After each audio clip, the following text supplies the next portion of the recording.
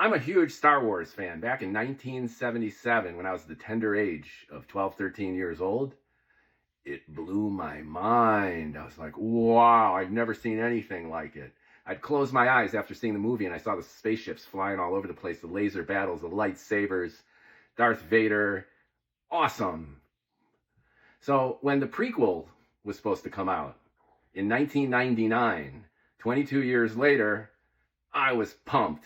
I was older, but I was just as much of a dork. So I couldn't wait to go see it. And we stood in line just like old school movies. And we got into the front row and the screen was ready to explode. And then the John Williams soundtrack kicked in and we almost shit our pants with anticipation.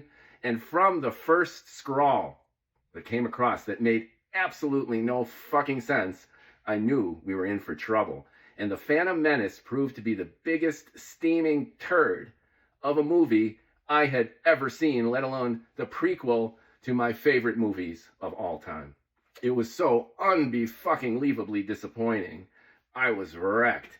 And the sequel to the prequel sucked. And so did the third one. Although when Yoda jumps up, he drops his cane and jumps up and does twirls and lightsabers and shit. That shit was actually pretty good. Anyway, I digress. The reason the prequels sucked ass was because George Lucas had complete control over every aspect of the writing, the directing, the production, the post-production. And he took major risks too. This was at the early age of computer-generated graphics. And those sucked too. It all sucked. The story, the special effects, every single thing about that movie was terrible. And once again, it's because George Lucas had control over every aspect of that movie. He was God. He was King George. Imagine yourself working on the set, even in post-production, and you think something is like Jar Jar Binks is ridiculous. You're going to go tell George that his creation stinks after he's the great granddaddy of Star Wars? No, you're going to shut the fuck up, do what he says. Try to figure out what he's thinking, even though his thinking is really all over the fucking place. That's why it sucked. And retrospectively, the first Star Wars was great, a classic, like science fiction Casablanca, for the same damn reason. It was almost random. Lucas was fucked up. He couldn't write the script.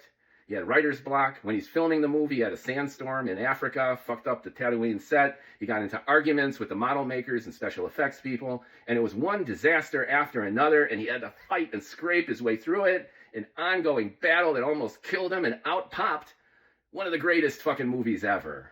That's a good lesson to learn. And if you've tracked me this far in this rant, you see where I'm going with this.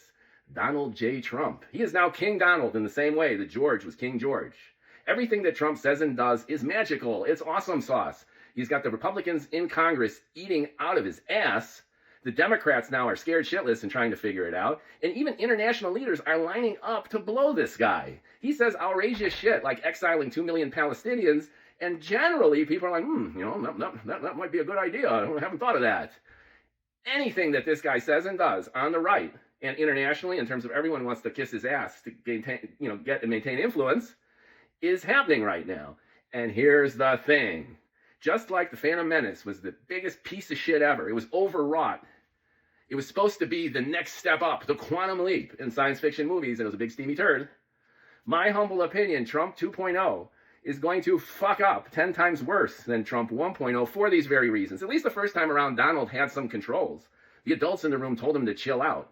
Those are the same adults in the room whom he's pulled their security details from, but that's a separate story. Anyway, Trump had resistance his first term. He couldn't just do whatever the fuck he wants. And now the Republican establishment is convinced that if there were fuck-ups in the first Trump term, the fuck-ups only happened because Donald couldn't do everything he wanted to do, even though half the shit he wanted to do was all over the place and changed with the winds. Now it's the same old Donald, only now his shit doesn't stink.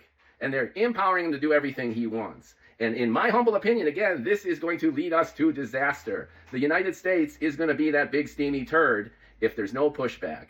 And don't hate me because I'm beautiful. I'm just citing precedent here. And if you've watched this thing this far, you see where I'm going with this. You can't give anyone, especially Donald Trump, unbridled power and even the perception of unbridled power. And great things happen from conflict and negotiation. And the foundational structure of the United States of America isn't in the executive branch.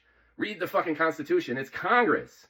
Congress represents the will of the American people. The executive branch represents the will of the one motherfucker in the Oval Office. But guess what? The executive branch is designed I'm even getting tired here. The executive branch is designed to execute. Execute. The legislative branch, Congress, is designed to legislate. They decide the money. They decide the spending of the money. It's the executive branch's responsibility to make it happen, not necessarily call the shots. So by taking a different tack, I get it. Congress has failed us. They have. But the solution isn't further weakening Congress. It's making Congress stronger so we have a coalition government. In other words, presenting resistance to our fearless leader. He can't get whatever the fuck he wants. And basically, it's not just about balancing the three parts of the government. It's about each of them doing completely different fucking things. The judiciary decides. The legislators legislate and the executives execute. So there you have my fucking opinion about both the worst science fiction movie ever and why I personally think, despite all these opening salvos, we are headed into an epic shit show.